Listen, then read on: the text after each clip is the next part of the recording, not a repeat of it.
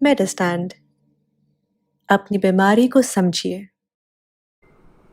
السلام علیکم خواتین حضرات، پروفیسر عزیز الرحمان، میڈسٹینڈ اپنی بیماری کو سمجھیے کی طرف سے۔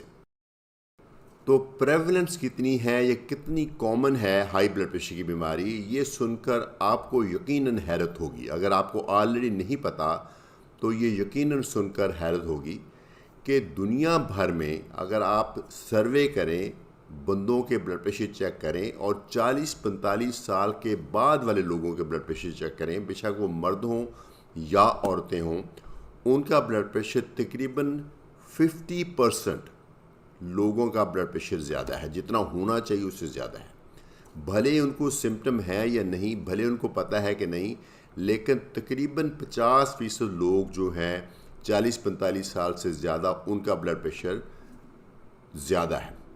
جو ایڈلٹس ہیں 18 سال سے دیکھا جائے تو اوپر، اس میں بھی تقریباً 30% لوگوں کا بلڈ پریشر زیادہ ہے۔ تو یہ ایک دنیا کی کامنسٹ بیماریوں میں سے ہوگی جو کہ ہر تیسرے بندے کو ہو سکتی ہے۔